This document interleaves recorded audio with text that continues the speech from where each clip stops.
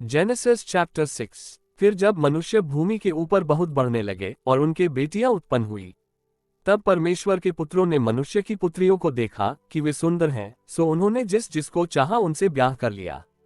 और यहोवा ने कहा, मेरा आत्मा मनुष्य से सदा लो विवाद करता न रहेगा, क्योंकि मनुष्य भी शरीर ही है, उसकी आयु 120 वर्ष की होगी।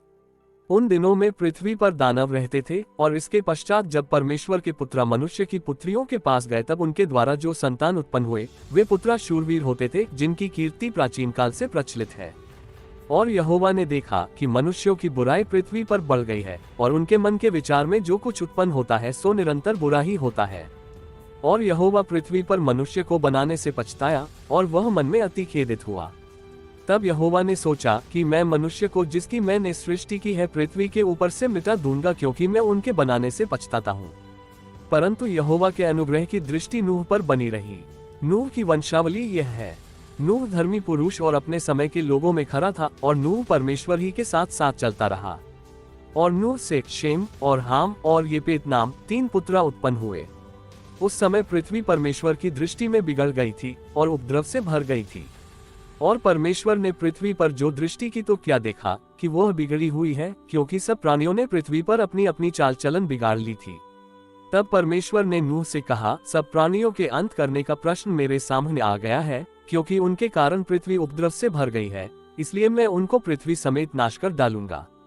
इसलिए तू गोपेर वृक्ष की लकड़ी का एक जहाज बना ले, उसमें कोठरियां बनाना और भीतर बाहर उस पर राल लगाना, और इस ढंग से उसको बनाना, जहाज की लंबाई 300 हाथ, चौड़ाई 50 हाथ और ऊंचाई 30 हाथ की हो।